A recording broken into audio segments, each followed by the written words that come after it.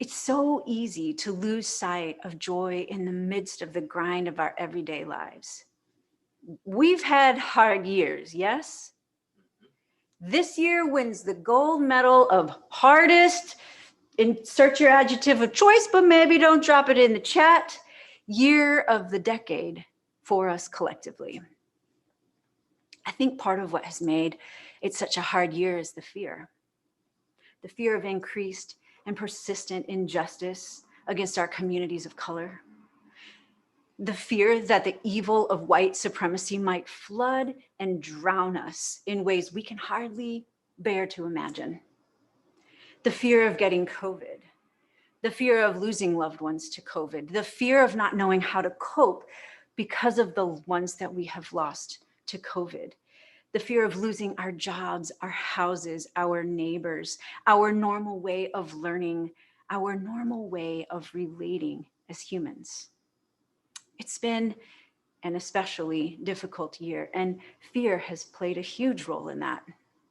I love that one of the most common messages from God to God's people throughout the scriptures is, don't be afraid. Sometimes we hear, don't be afraid, and it's more like a dismissal than an expression of empathy. God isn't asking us to dismiss our fears and pretend like everything is fine. No. God matches our fear with both his presence and his power. Here's a few verses to show you what I mean. Isaiah 41:10. So do not fear, for I am with you. Presence. Do not be afraid. Do not be dismayed, for I am your God. I will strengthen you. I will help you. I will uphold you with my righteous right hand. Power. Joshua 1:9. Have I not commanded you? Be strong and courageous. Do not be afraid. Do not be discouraged, for the Lord will be with you wherever you go. Presence. Deuteronomy 31:8. The Lord himself goes before you and will be with you. He will never leave or forsake you. Do not be afraid. Do not be discouraged. Presence. Isaiah 35:4.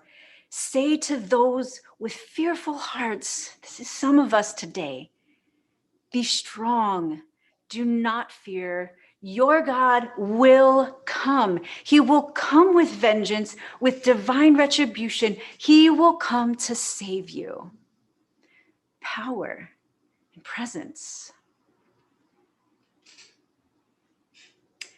The story of the storm that raged on the Sea of Galilee in the New Testament, when the disciples were out there with Jesus, and the waves were so large, they were crashing over the sides of the boat, and the disciples were terrified.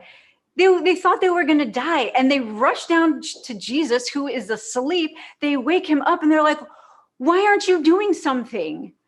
We're going to die. And he says to them, you have little faith. Why are you so afraid? And then he got up and he rebuked the wind and the waves, and it was completely calm. Presence and power. When the angel appeared to the shepherds and spoke to them, the very first thing the angel said was, don't be afraid.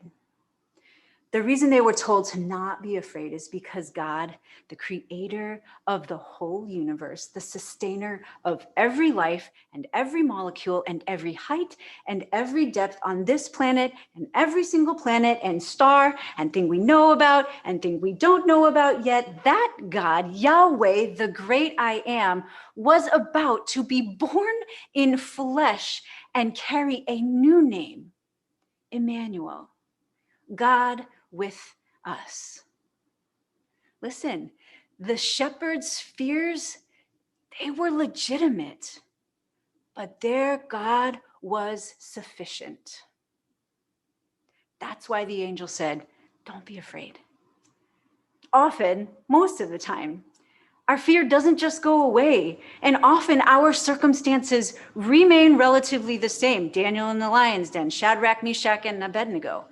Our circumstances remain the same, but God matches our fears with his presence and his power and the sufficiency of who God is. And it's that presence that brings the possibility of joy for us today, even amidst our fear and our hardship.